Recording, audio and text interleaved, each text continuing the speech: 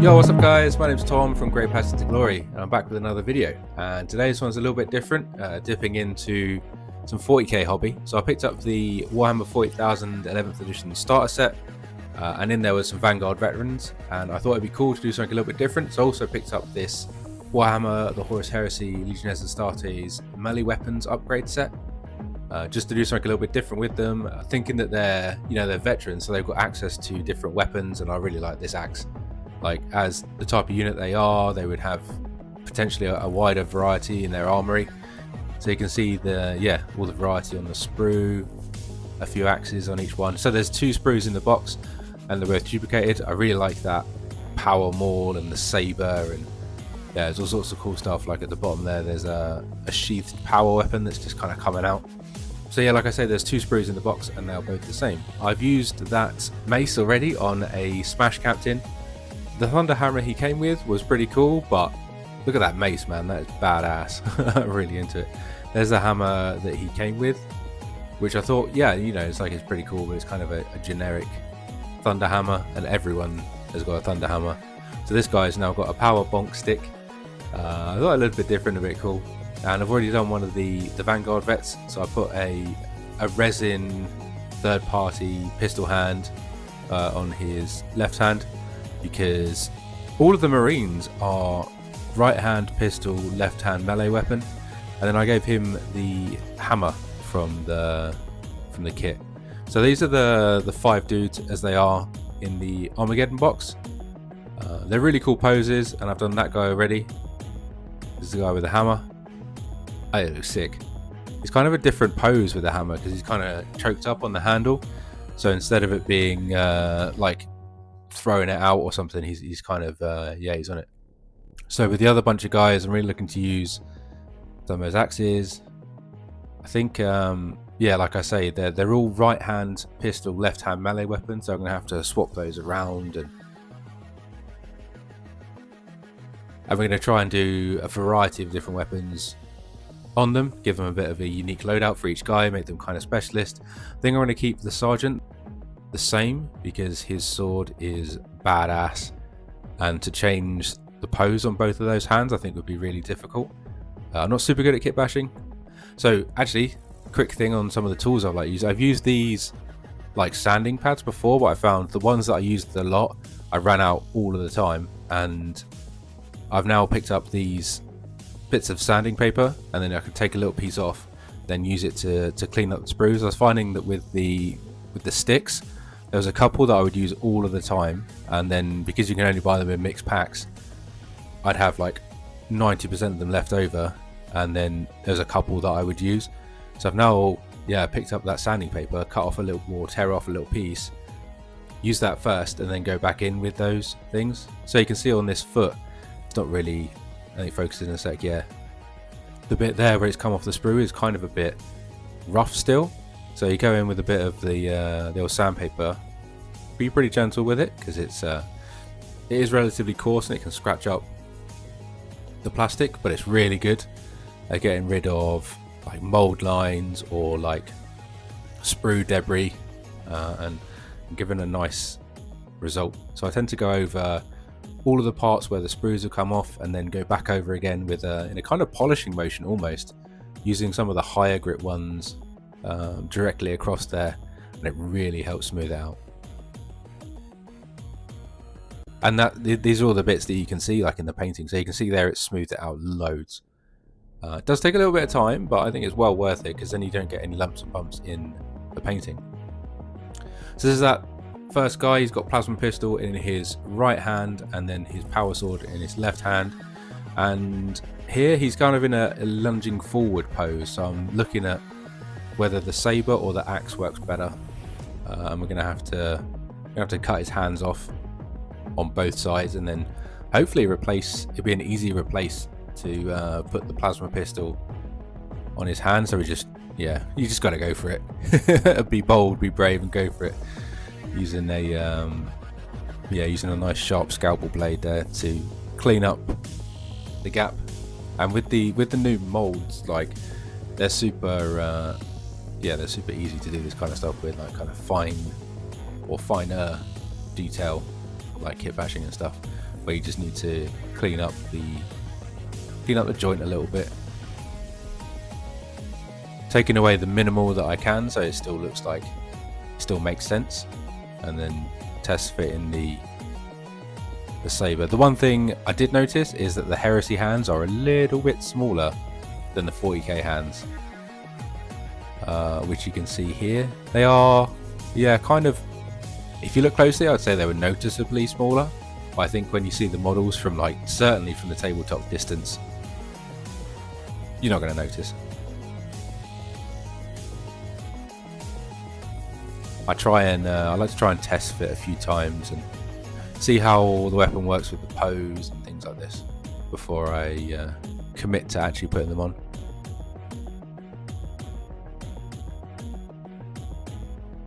Because once you put that plastic glue on, there's very little coming back from that.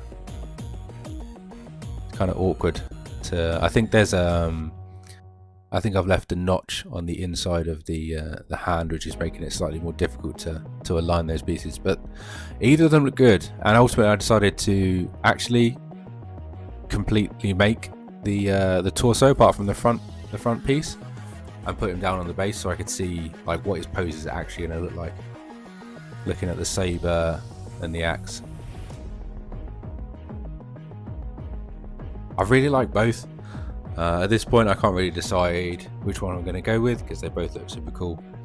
And another thing I like to do, yeah, get a bit of white tack, and you can see how the whole finished model looks. So there I've actually put the plasma pistol on the left hand. I think it worked out pretty good. Like, it is leaning back quite a way, but I think it makes sense as a model. And there's the saber, which looks really cool, like it's a proper charging forward pose, and the saber kind of works with that, I think, really well, using a bit of white tack there to get the weapon in place.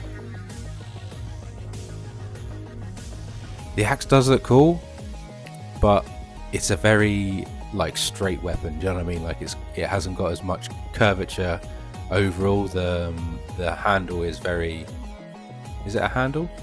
The staff portion is very straight, so it doesn't, I don't know if it works as well as the saber with the significant, like, forward dynamism of the pose.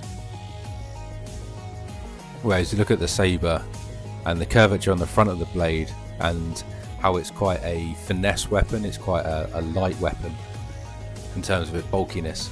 It just looks really cool there. I think that might be the way to go. Look at the next guy. Again, he's got pistol right hand, melee weapon left hand, and again I've built him onto the base because it makes it so much easier to see the overall impact of the pose and whether it makes sense. So we're gonna have to chop that sword off, and we'll look at an axe for this guy because I think it could work really well.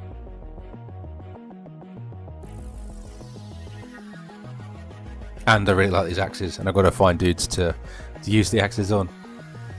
So yeah, talking through where I'm going to chop, the inside of his greaves actually are slanted, so it's possible to cut it at an angle right at the wrist, which means that I can take the gun off pretty easily, and it doesn't look too weird. And there you go, there's the axe on his front hand, and the pistol in the back. Again, the pistol is pointing backwards at quite a significant angle, but I think it still works. Like, the flow of the model still works. I like how the axe is positioned in his forward hand, and yeah, I think it's pretty sick. I'm pretty pleased with that. On to the next guy, and this one goes on a bit of a journey actually. So you can see there that I've kept the melee weapon in his left hand and the gun in his right hand. Originally I did swap them over, and what I've done there is I basically, from the hilt, I cut the sword off and then added the top of the axe to that. I did originally cut his gun hand off and then ended up gluing another gun hand on, but it actually works really well, and I really like the pose with that axe gun on that. Did go with a saber on that other guy, so this is all the dudes together. That guy's fully built. And then, yeah, like I said, I kept the one dude with the double-handed, the Zweihander, I kept him the same. So I'm gonna fully build them all, and then yeah, you can see the finished models. That's the sergeant dude. I think it's cool to keep one the same, because I just really like that sword. One of the axe guys, and you can see there, I feel like it makes more sense now it's got the jump pack on. The hammer. He's kind of interesting because he's almost like hovering in place, so it feels like it makes sense to be choked up on the hammer, you know, from like a opposing perspective. There's a guy charging forward, drawing the axe blade back to do a slicing movement. Yeah, I did cut that gun off and glued it back on. But you know, you live and learn, right? This I don't do so many kit bashes, so yeah, it's been a good learning experience. And these are push fit models. There's the plasma pistol saber guy. Really pleased with that. I think it looks sick. Sure, the sword is a little bit lighter than some of the others, but it looks cool. Yeah, these are all push fit models, these guys, so it's a little bit of a difficult one to kit bash. And then here's the jump pack smash captain. Putting them together with these guys because you might lead them. I might use him with Sanguinary Guard because I run Blood Angels. But just because he's used one of the Heresy weapons, I think it looks cool with these guys as a set.